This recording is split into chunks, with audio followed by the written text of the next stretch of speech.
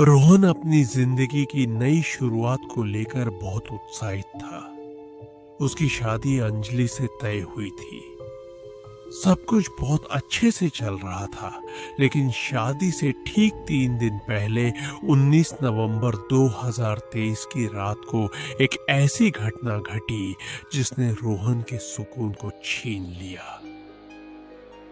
उस रात रोहन देर गए अपने ऑफिस के काम से लौट रहा था। घने कोहरे और अंधेरे के बीच उसने देखा कि सड़क के किनारे एक कार वाले ने एक बूढ़े आदमी को जोरदार टक्कर मार दी। कार वाला तुरंत वहां से भाग निकला। रोहन ने अपनी गाड़ी रोकी और देखा कि वह बूढ़ा व्यक्ति खून से लथपथ होकर मदद के लिए तड़प रहा था।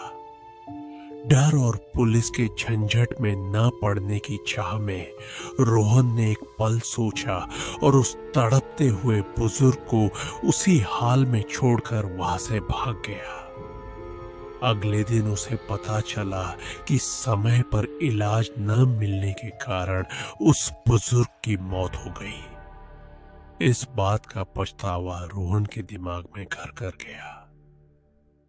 3 दिन बाद रोहन और अंजलि की शादी हो गई। शादी की पहली रात को रोहन का कमरा फूलों से महक रहा था।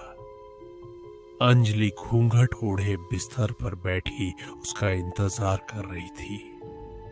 रोहन अपने दिल के बोझ को भूलकर मुस्कुराते हुए अंजलि के पास गया। उसने जैसे ही प्यार से अंजलि का घूंघट उठाया, उसे अंजलि की जगह उस मरे हुए बूढ़े आदमी का डरावना और खून से सन्ना चेहरा दिखाई दिया। रोहन डर के मारे चिल्लाते हुए पीछे की तरफ गिर गया। जब उसने अपनी आंखें मली तो सामने अंजलि खड़ी थी, जो रोहन की इस हालत को देखकर बेहद परेशान और हैरान थी। रोहन ने बात को संभालते हुए कहा कि वह काम के तनाव की वजह से थोड़ा असहज महसूस कर रहा है। उसने कमरे की लाइट बंद की और सोने की कोशिश करने लगा। रात के करीब 2 बजे कमरे की खिड़की से आती ठंडी हवा के झोंके से रोहन की आंख खुल गई। कमरे के एक कोने में एक धुंधली और गहरी परछाई खड़ी थी। अचानक कमरे का बल्ब अपने आप जलने और बुझने लगा। वह परछाई धीरे धीरे रोहन के बिस्तर की तरफ बढ़ने लगी। जैसे ही वह रोशनी के घेरे में आई, रोहन के सामने वही मृत बुजुर्ग खड़ा था। उसकी आंखें गुस्से से लाल थीं। रोहन डर के मारे जोर से चीख पड़ा और वही बिस्तर पर बेहोश हो गया। उसकी चीख सुनकर अंजलि जाग गई।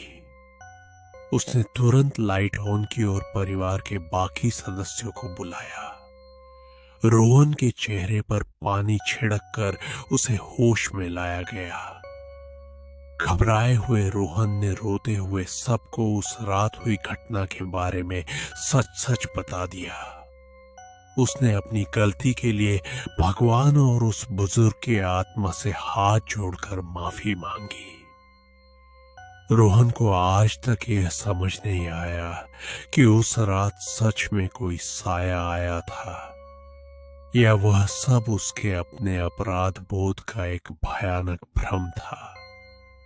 लेकिन उस खौफनाक रात के बाद रोहन को फिर कभी वो चेहरा दिखाई नहीं दिया।